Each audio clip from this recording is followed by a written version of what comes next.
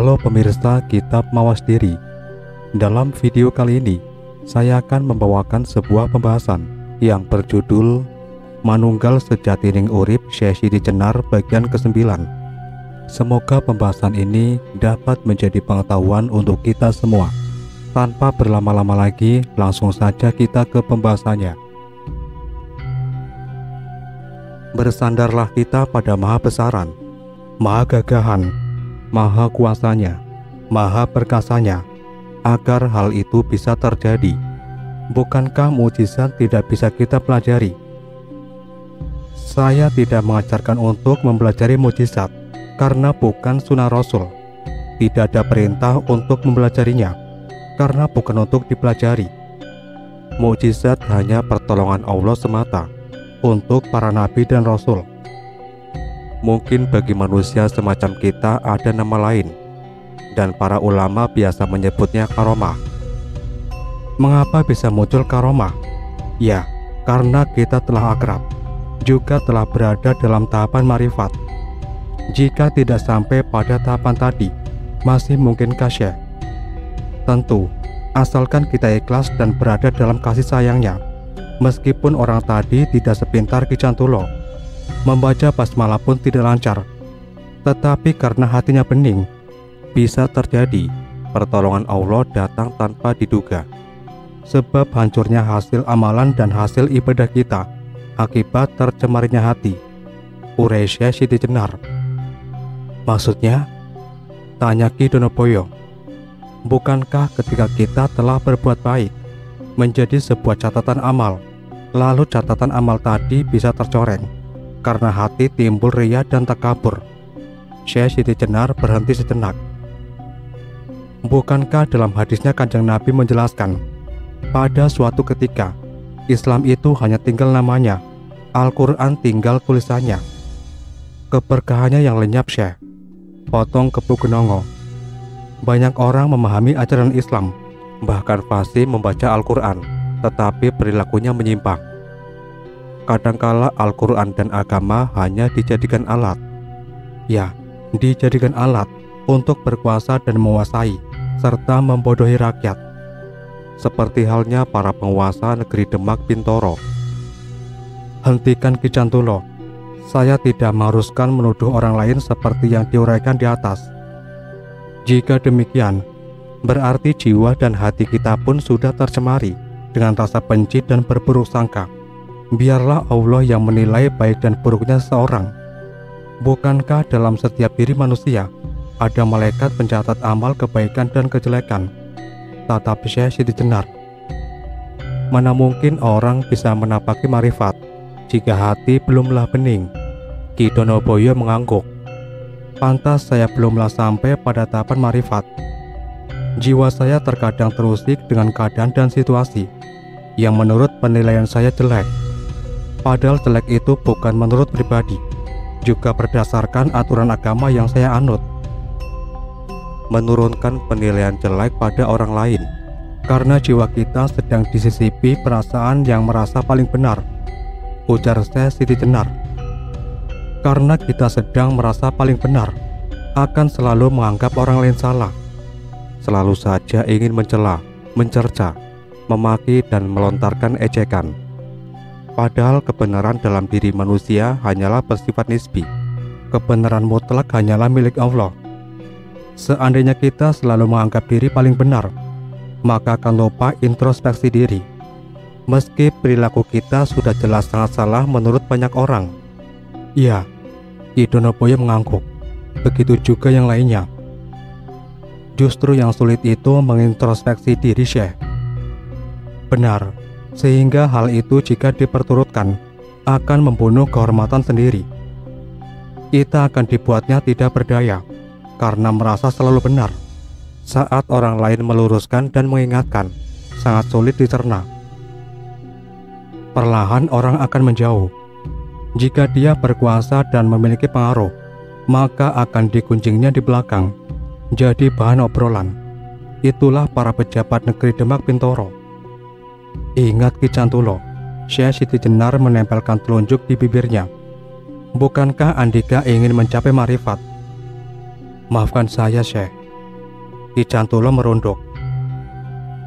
Mengapa saya sulit menahan dan mengendalikan jiwa yang bergejolak ketika tidak setuju dan benci akan penyimpangan, terutama dari... Sudahlah, bukankah tadi saya telah mengurainya? Jika Andika berupaya, insya Allah akan sampai pada tujuan, terang Syekh Siti Jenar. Sampurasun, terdengar suara dari kaki bukit, menggema. Syekh, rupanya kita kedatangan tamu yang memiliki tenaga dalam hebat, ujar Ki Donoboyo. Tahukah Andika siapa yang datang? Tanya Syekh Siti Jenar.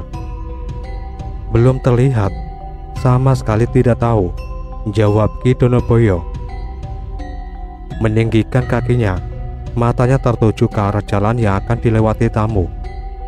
Tidaklah perlu meninggikan kaki, apalagi menajamkan penglihatan. Siapakah dia, Syekh? Tanya Ki Donoboyo. Begitu juga dengan yang lainnya. Mereka utusan dari negeri Demak Bintoro.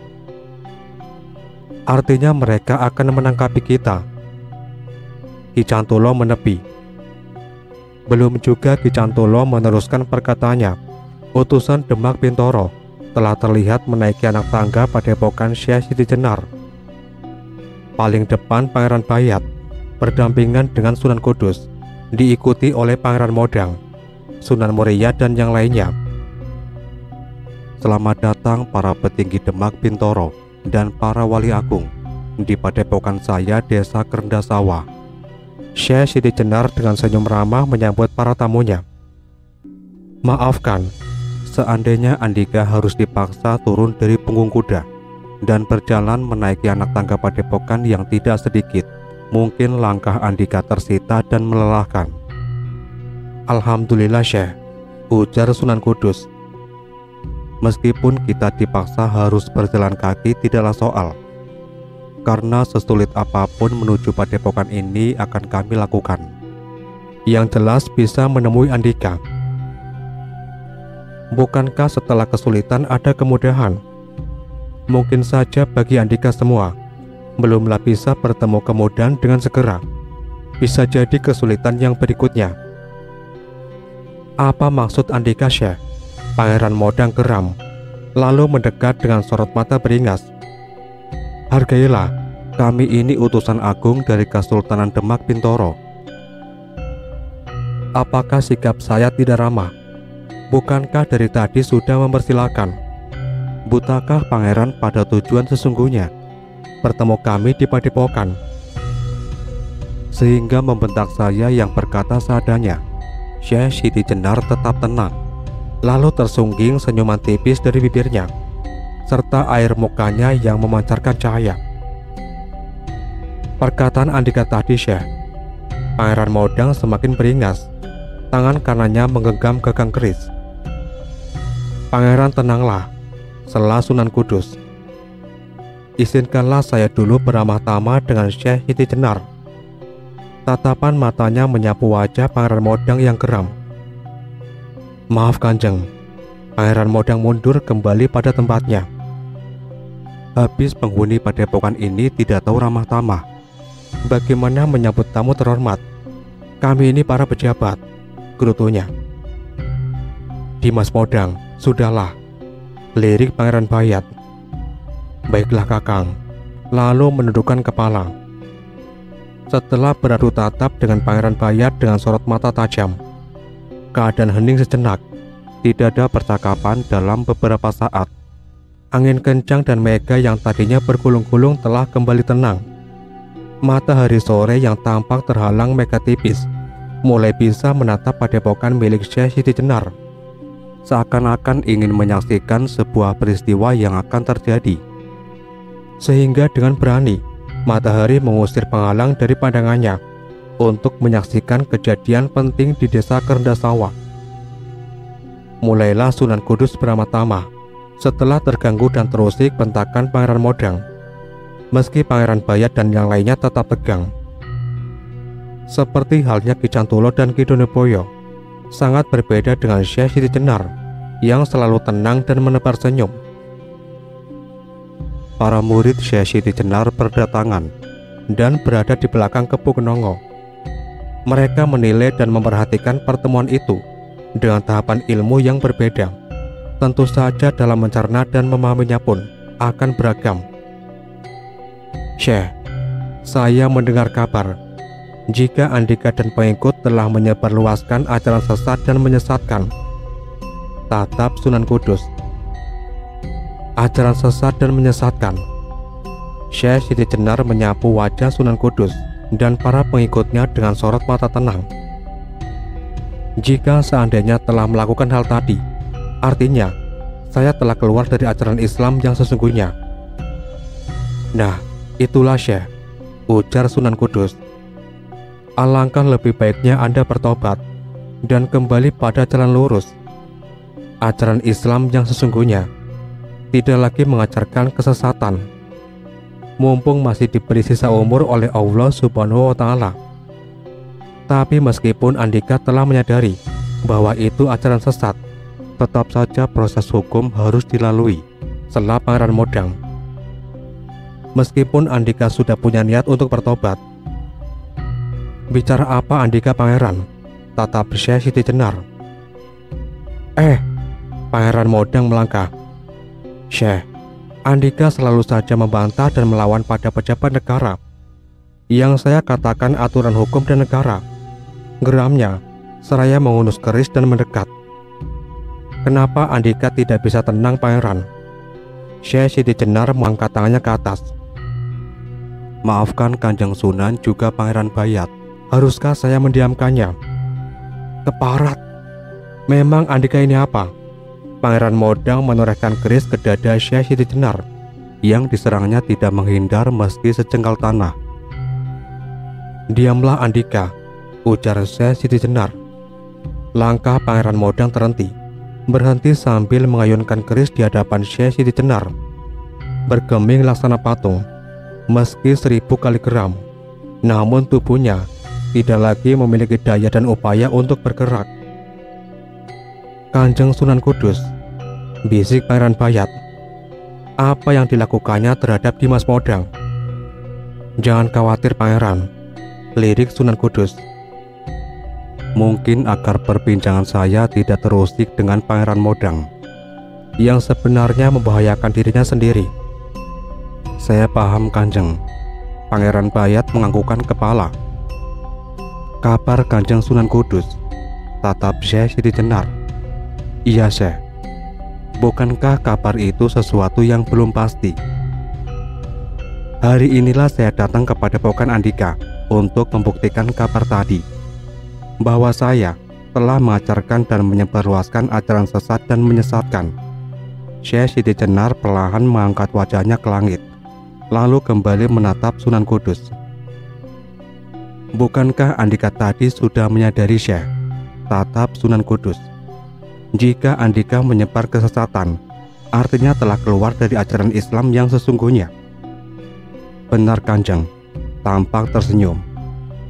Seandainya saya melakukan kesesatan dan menyebarluaskannya, artinya saya telah murtad, kafir, mungkin juga musyrik. Tetapi benarkah tuduhan itu, bahwa saya telah sesat dan menyesatkan dengan ajaran yang saya sebarkan? Bukankah saya menyebarkan ajaran Islam, meskipun kita hanya memiliki satu ayat menurut Kanjeng Nabi? Maka sampaikanlah, tidak bolehkah menyampaikan sesuatu tentang ajaran Islam yang saya anggap benar dan harus disebarluaskan? Memang itu tidak salah, sudah seharusnya, karena mengajarkan dan menyebarluaskan agama merupakan kewajiban kita sebagai umatnya. Sunan Kudus berhati-hati. Tetapi Andika sudah dianggap melenceng, bahkan sesat. Mengapa saya dianggap melenceng dan sesat? Karena saya bukan seorang wali seperti Andika. Mungkinkah karena saya hanya seorang rakyat jelata? Tidak. Lantas? Ya, ajaran itulah yang mengkhawatirkan. Jika Andika terus menyebarkan ajaran sesat, saya khawatir rakyat yang menerimanya keluar dari esensi Islam yang sesungguhnya. Andika dari tadi telah menuduh saya menyebarkan kesesatan Kanjeng. Syekh Siti Jenar menyapu wajah Sunan Kudus dengan tatapannya. Di manakah letak kesesatan ajaran Islam yang saya sebarkan? Baiklah, Sunan Kudus berhenti sejenak, lalu mengerutkan keningnya, seakan-akan ada sesuatu yang sedang dicerna dalam pemikirannya. Andika tidak mengajarkan syariat Islam. Syariat Islam. Andika tidak mewajibkan sholat 5 waktu, puasa pada bulan Ramadan, seakan-akan rukun Islam telah tiada. Tidak. Mengapa? Bukankah itu hukumnya wajib? Tentu saja. Disitulah salah satu kesesatan yang Andika ajarkan, Syekh. Kanjeng Sunan, mengapa hal tadi merupakan salah satu kesesatan yang saya ajarkan? Di manakah ukuran sesatnya? Yaitu tadi, mestinya Andika mewajibkan sholat 5 waktu dan puasa di bulan Ramadan. Jika saya harus mewajibkan sholat 5 waktu dan puasa pada bulan Ramadan, tidakkah salah? Justru Andika telah salah dan sesat, Syekh. Maaf, Andika keliru, Kanjeng. Bukankah saya sebagai manusia biasa tidak punya kewenangan untuk membuat suatu hukum atau aturan, apalagi berkaitan dengan syariat? Syekh Sidi Jenar tersenyum. Tidak seharusnya saya memerintahkan wajib pada murid saya tentang sholat 5 waktu dan puasa di bulan Ramadan, sebab hal itu sudah menjadi ketetapan Allah dalam Al-Quran. Haruskah saya menciptakan hukum baru? Andika ini melantur, Syekh, memutar balikan kata. Saya tidak sedang melantur, Kanjeng. Wajib itu menurut Allah dalam kalimat yang tersurat. Saya sebagai manusia biasa tidak bisa menyebutkan bahwa itu wajib.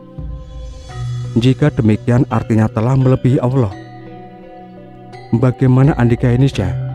Pembicaraan itu seperti anak kecil mengada-ngada. Mereka-reka kata, memutar-mutar kalimat. Bukankah manusia dalam kehidupannya hanya memainkan kata dan kalimat? Tebaklah permainan kata dan kalimat tadi. Telusurilah tuduhan pertama tentang hal tadi yang Andika anggap sesat dan menyesatkan umat. Apa yang mereka bicarakan? Gumam Pangeran Bayat mengurutkan keningnya. Islam itu agama syariat, ujar Sunan Kudus. Nampaknya seseorang menganut ajaran Islam karena ada syariat yang dijalankan. Iman itu adanya di dalam hati. Rukun Islam itu melibatkan fisik lahiriah. Misalkan syahadat, sholat, puasa, zakat, dan ibadah haji tentu terlihat dalam bentuk pengamalannya. Tidak bolehkah di dalam Islam mempelajari hakikat, tarekat, dan marifat? Boleh saja. Sebelum mempelajari yang 3 tadi, pelajari dulu ajaran syariatnya, tugas Sunan Kudus. Sehingga tidak seharusnya Andika tidak wajibkan melaksanakan syariat. Jelas itu sesat. Bukankah saya sebagai manusia, Kanjeng? Ujar Syekh Sidi Jenar. Secara syariat dan lahiriah, manusia tidak punya keharusan, bahkan mewajibkan, tentang sebuah perintah terkait syariat. Sudah, Syekh. Sunan Kudus menghela nafas dalam-dalam. Andika malah kembali memutar balikan kalimat. Islam ini agama yang berdasarkan dalil dalam Al-Quran, bukan berdasarkan pemikiran, pentafsiran, dan hasil proses penelahan Andika semata. Baiklah, jika ini dianggap memutarbalikkan kata menurut Andika. Syekh Sidi Jenar berhenti sejenak. Artinya perbincangan ini telah selesai. Tidak semudah itu, Syekh. Sunan Kudus mendekat. Andika tidak bisa menghindar dari hukum. Hukum? Ya, hukum negara Demak Bintoro. Andika telah dianggap sesat dan menyesatkan. Persoalan yang pertama, tidak menganggap sholat 5 waktu, puasa, serta syariat lain wajib. Sunan Kudus berhenti sejenak. Kedua, Andika telah mengajarkan manunggaling Kaulo Gusti. Salahkah ajaran manunggaling Kaulo Gusti, Kanjeng? Jelas, artinya Andika telah menganggap manunggal dengan Gusti Allah musyrik, sesat, serta menyamakan derajat Andika dengan Allah Subhanahu wa Ta'ala. Oh, demikiankah? Syekh Sidi Jenar menggunakan tatapan batinnya menembus jiwa Sunan Kudus. Rasanya tidak tersentuh. Apa? Kanjeng tidak perlu panjang lebar. Jika yang Andika inginkan menangkap saya, maka tangkaplah. Lalu menoleh ke belakang. Tampak para muridnya berdiri. Menghilanglah kalian. Pangeran Bayat tercengang. Murid Syekh Sidi Jenar semuanya lenyap. Kemana mereka? Tangkap dan bawalah saya ke pusat kota Demak Bintoro. Tubuh Syekh Sidi Jenar perlahan samar, tembus pandang. Menyerupai kabut, tertiup angin sepoi berhamburan. Kemana dia? Pangeran Modang baru bisa bergerak. Saya telah kembali, Kakang. Dengan girang serta memegang kepala, dada dan bahunya. Hebat juga ilmu sihirnya. Bisa menyihir saya hingga tidak bisa beranjak dari berdiri. Sekarang dia menghilang tertiup angin. Kanjeng, tata Pangeran Bayat. Bagaimana menurut pendapat Kanjeng Sunan Kudus? Kita kembali ke Demak. Sunan Kudus membalikkan tubuh. Bukankah kita seharusnya membawanya, Kanjeng? Tata Pangeran Modang. Seandainya pangeran sanggup menangkapnya, silakan. Saya menunggu di sini. Dia sangat sakti, Kanjeng. Pangeran Modang mengerutkan keningnya serta menggeleng-gelengkan kepala. Terkadang menatap Pangeran Bayat. Dimas Modang, kita kembali ke Demak, ujar Pangeran Bayat. Saya setuju dengan Kanjeng Sunan Kudus. Loh, Pangeran Modang menggerutu dalam hatinya. Terkadang memijit-mijit keningnya. Sunan Kudus, Pangeran Bayat dan yang lainnya beranjak dari padepokan Syekh Sidi Jenar. Tidak ada satupun yang berbicara, termasuk Pangeran Modang. Semuanya seakan-akan hanyut dan tenggelam dalam persoalan, meninggalkan desa kerendah sawah, menyisakan beragam pemikiran, penalaran, dengan analisis beragam sesuai dengan kemampuan dan ilmu yang dimiliki mereka. Mereka kembali, Syekh, ucap Ki Ageng Tingkir.